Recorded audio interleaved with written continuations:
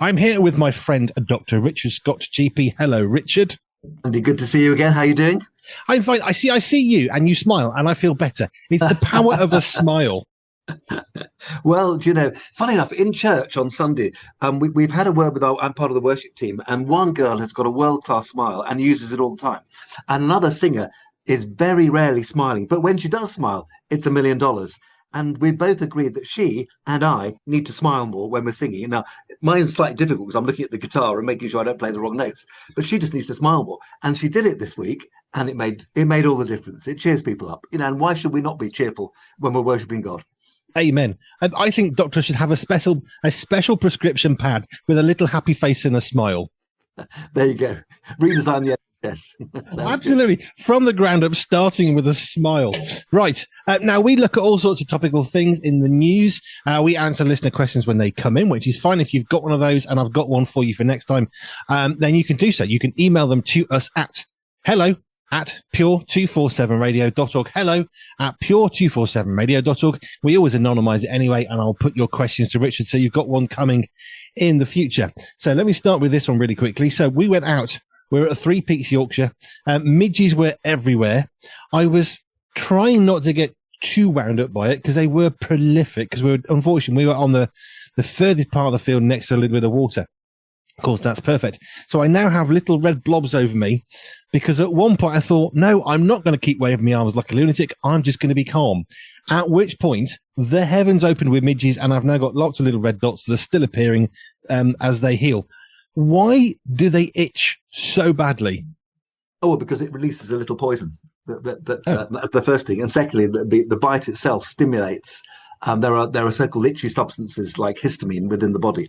And there are certain insects and plants like nettles, for example, that stimulate the intrusion of either the plant or the insect liberates itchy substances, and which we then make worse by rubbing, of course, but we can hardly stand it. What you need is histamines and some calamine lotion. That's very good for spreading on, a bit like we use for kids with chickenpox to reduce itch. So calamine and antihistamines. Yes, indeed. I actually found that I'm now bleeding. I didn't know that I was scratching, because at one point I thought, oh, what's that? And I rubbed, not with my nail, and I thought, oh, that's not good. Now it feels wet. And I looked and thought, oh, it's bleeding. So, yes, I've got quite a few of those, because at one point I thought, I'm going to stop waving my arms. I'll be calm. And then, of course, they just went ballistic on my arms. But hey-ho, antihistamine, yeah, I always take those just in case. It does help. So where would you like us to go tonight? Well, again, you talk about papers. I've read something which I think is amazing. And often we talk that how we love it when scientists discover something else about God's design, which is just extraordinary. And this one involves bees and snapdragon plants. And I think the listeners will like this one. So we'll start with the plants. Now, we know that plants, generally speaking, are well known to respond to their environment. They turn to light, and they respond to temperature by growing faster in the heat. And some plants, like Venus flytraps, even respond to touch. But there's been a new study from both Spain and Australia turning up something which is, frankly, it's magical, like being in a children's book. So I hope I've got people's attention. And here it goes. So a bee buzzes past a flower. Now, of course, it's in the bee's interest to visit flowers, because flowers provide nectar.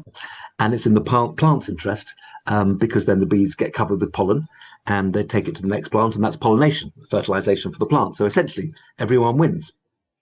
Here's the exciting thing.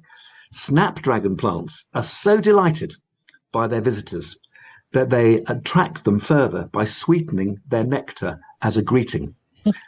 How does this work? So there's this group of scientists, entomologists, so insect experts, sound engineers, and plant physiologists, so studying the function of plants, began by recording the wing beats of 30 species of insect, and then they played them to snapdragon plants. And they discovered that the plants can differentiate, they can distinguish between insect visitors. And those that the plants regard as good guys, pollinators, are rewarded with more sugary nectar than other insects, which merely visit but don't pollinate. And these freeloaders are termed pollen thieves. So the plant can tell friend from foe. And what they do is they eavesdrop on the world around them, which is known, flash word, as acoustic sensitivity. And this may, of course, help the flowers to attract the right visitors while keeping nectar thieves at bay, because the nectar thieves don't get the quality nectar. Now, a little bit more detail. Their favoured bee is called Rhodanthidium stichticum, great name, Rhodanthidium stichticum, very efficient pollinator, and it has a distinctive buzzing. This is what happens. When you play this sound to snapdragon plants, it activates genes in the plant linked to the transportation of sugar. You play thieves buzzing to plants, no gene activation, no excess transportation of sugar. How clever is that? And this isn't just a nice thing that they found. The implications could be considerable for agriculture. If certain frequencies can coax plants into producing more or better nectar, farmers might one day be able to use sound to boost crop yields without chemicals or genetic modification. So I thought that was rather good. How amazing. This is a symbiosis, plants and animals working together symbiotically within creation from our creator God.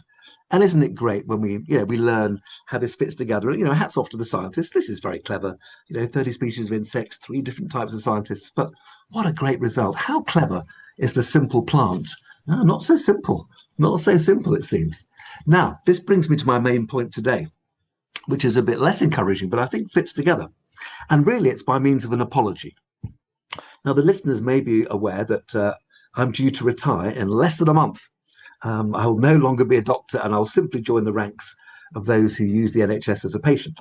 Currently, I'm a patient and a doctor, but in the future, I'll just be a patient. But currently, I've got both hats on. And so I've been following the news about junior doctors in the UK once again considering strike action, despite receiving a pay rise last year. And the government are already offering them 4% and a £750 one-off payment, which of course is more than the other staff in the NHS, more than nurses, more than other staff, which will undoubtedly lead to greater discontent in the rest of the workforce. Now, as a doctor, I understand that doctors' wages have fallen in real terms over the years, but further strike action will just cause trouble for patients, naturally, and also reduce doctors' standing with the public, who, maybe like me, are troubled by our extremely politically savvy negotiators for the BMA, who seem frankly driven by what they can get. So how does that link to snapdragons and bees? Well, there is a link, and this is what I think God has given me. You see, God's design, going back to the bees and the plants, is not only wonderful, but balanced, so that both plant and animal benefit. Intruders, in other words, insects that take, but do not give, are discouraged. Here's the analogy. Patients presenting to a GP are like bees coming to a flower. We're the flower, and I do my best medically and hope the patients generally leave satisfied and in a better condition than in which they came. But the benefit is two-sided. I get a salary and professional satisfaction and even, usually, some joy from doing a good job. This is balance. This is mutual benefit. And it should, of course, apply in whatever job we do, whatever work God has led us to. And I think striking, as doctors look like they're going to do for more pay, yet more pay, threatens this balance. It's like a plant demanding more pollination, yet withholding nectar from the bees who are desperate for food. And the system breaks down. And in fact, the whole food chain will break down, because if pollination stops, all crops stop and we all starve. The analogy with the medics is that the medical strike will have wide effects, not only within the NHS, but also well beyond the NHS into other areas beyond health. So really, Andy, on our radio show, I just want to apologise on behalf of my medical colleagues. Yes, I had a certain sympathy last year, first time round, not now. Fairness is a biblical concept, and greed is heavily condemned, as is failure to look after the vulnerable, which of course is what will happen if we strike. God's design, however, by contrast, is immaculate. Man's interventions are not. Nature has so much to teach us, and what we need, a bit like the plants being sensitive to the world around them, we need to use our ears and our eyes and our minds and learn from God's balance in the world that he's supplied around us. Thought for the day. It's a big thought for the day. I always have this wrestle with striking as just a general principle, regardless of the reasons or the professional. I always struggle with it because if we're striking, they were saying, we demand more money, we demand better conditions. And sometimes, as you say, sometimes you can think, well, they have a point. But the problem is at the same time, as you also say, what about the other side of the argument? If doctors get more money, nurses want to get more money, then the security want to get some more money, and then the doctors think we haven't got as much separation. We want, and on it goes. And where does it end? But I really like, as ever, what does God say about all this stuff? Actually, you're supposed to care for the vulnerable. And if you're sick, I mean, I had heart surgery last year. I was very vulnerable on that hospital bed. It's the most vulnerable I think I've ever possibly been, because I'm having to lie down. I've got nurses looking after me and doctors and all the rest of it. Well, if they all decide, no, you're on your own, I'm kind of screwed at that point, because I can't help myself, literally. And I think that's a really, really good balancing point. And my question always, when we have these strikes now, more and more and more, are the people who are supposedly benefiting from the strike, do they really agree with what's being asked that they should have now? Or is it more of an opinion of somebody else? Well, we think you should have this. Is there a benefit for them? I asked that question. I have no clue. So there's no political commentary. Right. I mean, not all doctors are behind this. And our BMA, British Medical Association, who the people who fight for doctors are so politically motivated that they do not speak for all the profession. And I suspect, although I haven't seen it yet because it's still early days, that there'll be less support from the, if you like, the ground force, people like me as a GP, for this strike than there was last year.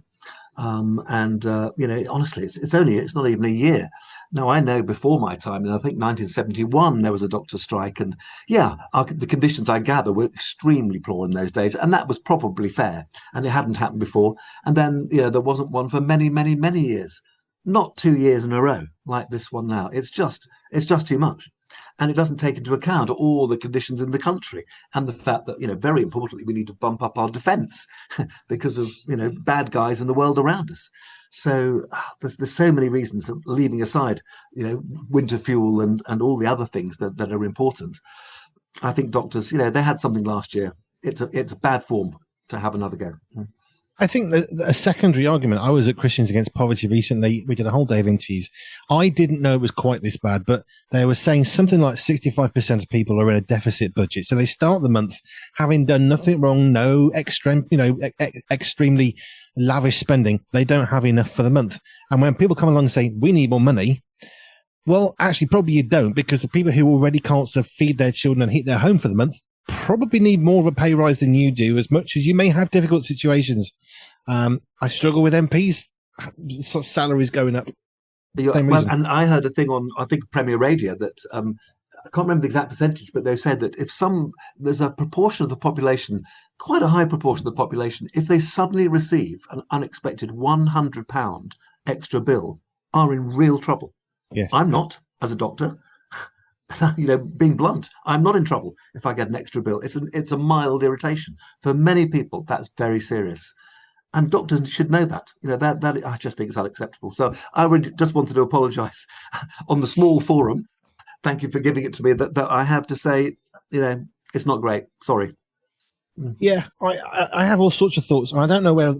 I'm always trying to be careful about not having an opinion, but I actually don't know that I even have an opinion that I'm trying to hide on this one, because I think, well, striking usually becomes because of dissatisfaction or poor working conditions or whatever. But as a nation, we're pretty broke. We're not the Great Britain that we'd like to think we are.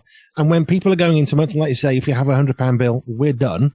I don't think any pay rises are really eligible for pretty much anybody, really, unless you're actually in that situation where you're thinking, I already haven't got enough money when, I can't buy my kids shoes. They're having to just wear socks to school. I mean, I've been in a school where that happened one time. It's shocking to consider in the UK, but we do have extreme poverty, and it is a very real problem.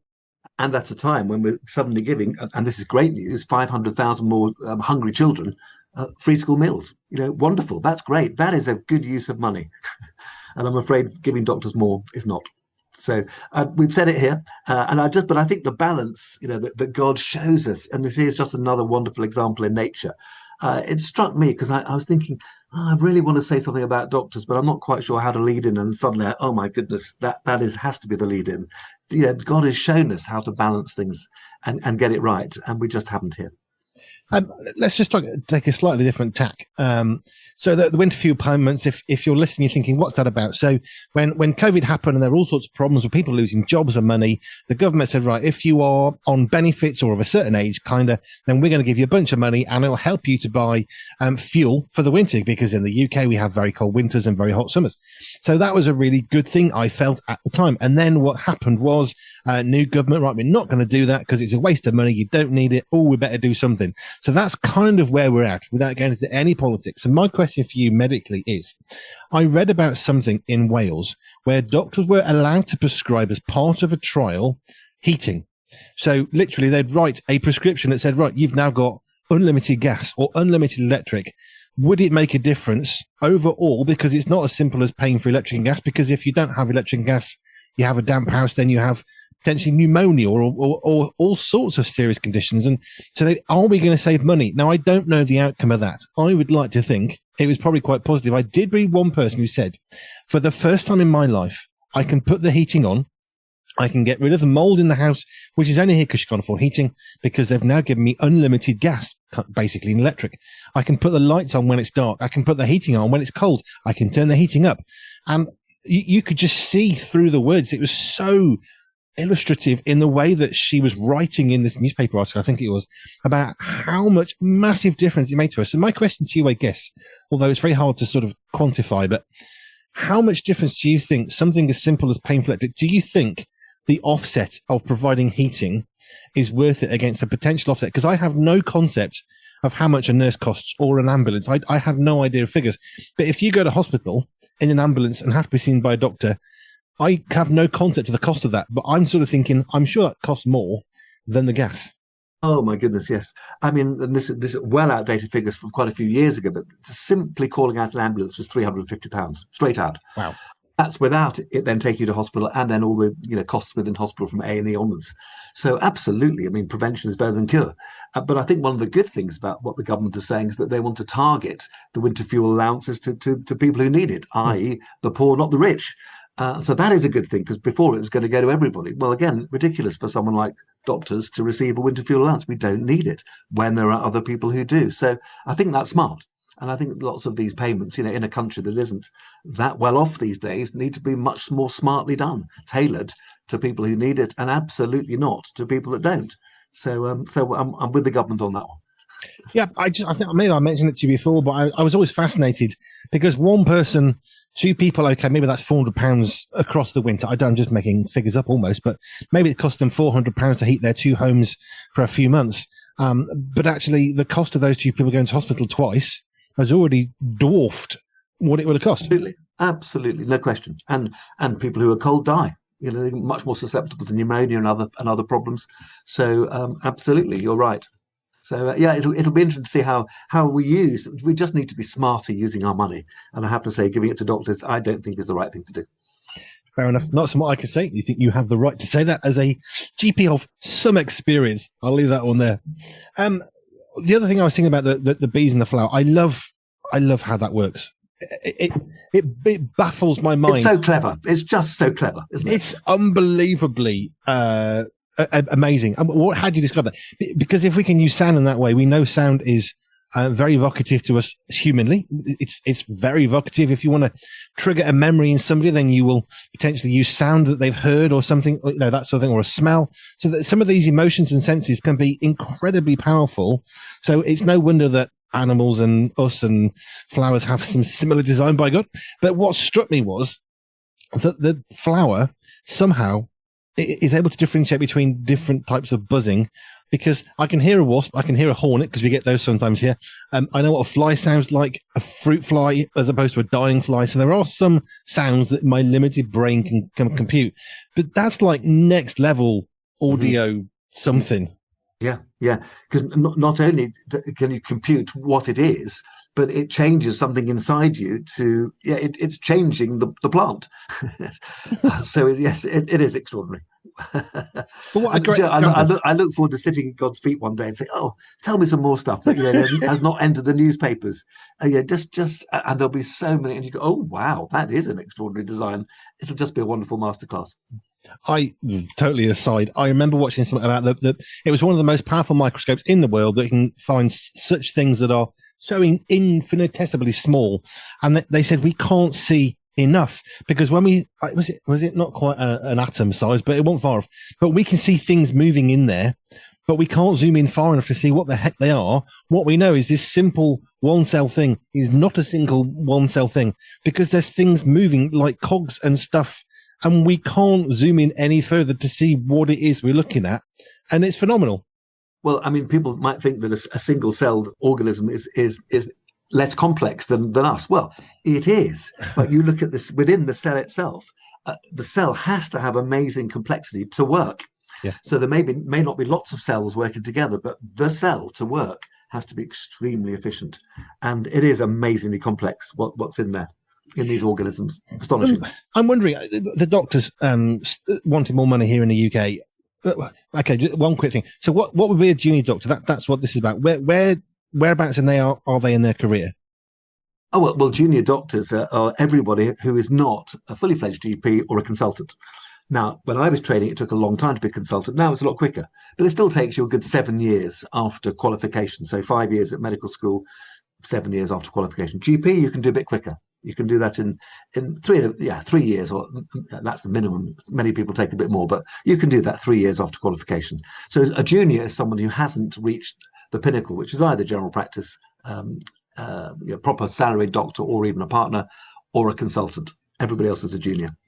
Okay.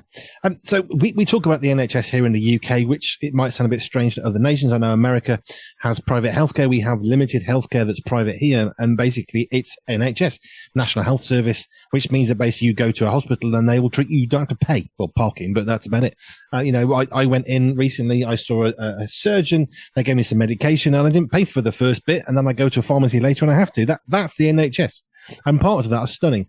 I think sometimes, not just we take it for granted, I think we forget that the NHS is not just an institution. It's actually part of the UK because the health of the nation rises and falls with the NHS. So we can't just isolatedly say, well, it's the NHS, it's over there, because actually it's part of the system, if you like, of the United Kingdom. It's part of how we function.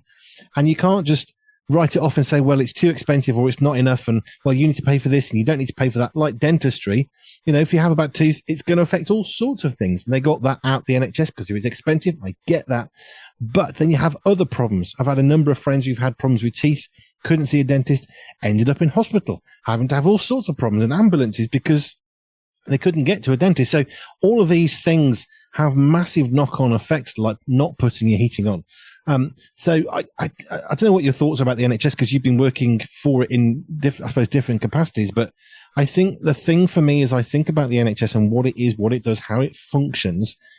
I don't think it's part of the UK in terms of it's not a real living thing. But I do think we can't just in an isolated way say, right, well, for example, I've heard this recently. If you're fat, you can't have the NHS. Well, do you know what? That person's paid for that NHS too. And that's not your right to say no to that, actually. If they've chosen to live that way, because you've chosen to not live that way, potentially, maybe not. But I don't know what your thoughts are on the NHS generally as part of the heating needs of older people or as part of hope for people with mental health. I mean, it infiltrates everything. And it's a massively complicated question and a bit of a ramble. It is a complicated question. I think it goes back to what I said about the winter fuel payments. I think we just need to be smarter how we treat people. And I think there are an awful lot of people, certainly who come my way in general practice, who don't need to. And I think that needs a little bit of discouraging, arguably by charging a small fee, which you waive for the very poor. And that way, that would discourage some people, and it would also mean that you get extra money in, which you can then use for your heart disease and everything else. Personally, that's the route I would go along. I think we need to trim the fat in that sense of inefficiency, and continue to improve what we do and tailor things better to patients. I think that would be really helpful, and speed things up because it takes an awful long time to see the consultant. For that, you need more money and more efficiency. But I think at the general practice level, bear in mind that we deal with about 90% of all patients in the NHS is at GP level. I would certainly reduce some of the input by making it a little bit more difficult for people to say, look, if you're going to come again with that cough and a cold that you shouldn't have come with, you're going to have to pay, and that might make you think next time. Now, of course, there are dangers that people don't come and then turn up late. I understand that, but the current system's not working, and I think we need to be a bit firmer on some people to make it work better. I had to go to hospital with what happened to then be atrial fibrillation. I walked in during COVID, expecting, because I hadn't actually seen these reports, to be there for hours and hours and hours. I walked into basically a deserted hospital, and the staff were saying, "Do you know, this is lovely," in a sense that no one's coming in with anything that isn't important, because the only people who come, we can guarantee when they're walking through the door, they have to be here. So they were actually enjoying that. That was my situation when I worked abroad, because it did cost people, something to see the doctors in Tanzania and India, where I've worked, in the mission hospitals, and they came with serious things. No, absolutely no time wasting whatsoever, and you could concentrate your efforts on important things.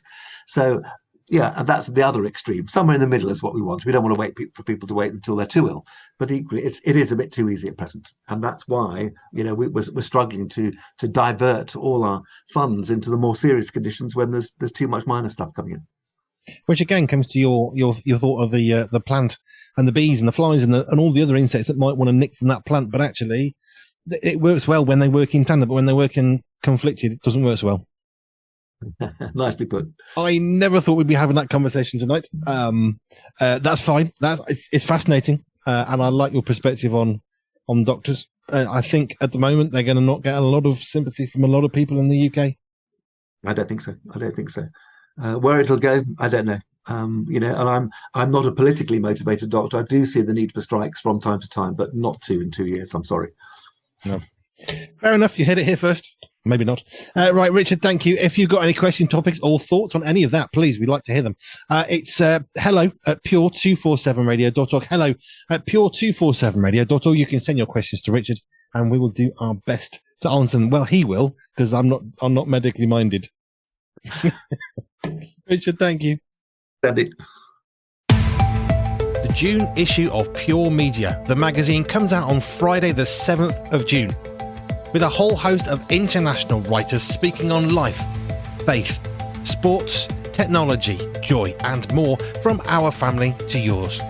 In the June edition, we shine the spotlight on Sherry Seligson, a marine biologist from Florida, and Chris Kerr, who helps us focus and celebrate on dads. Sign up today and enjoy all of this and more at www.puremediathemagazine.com.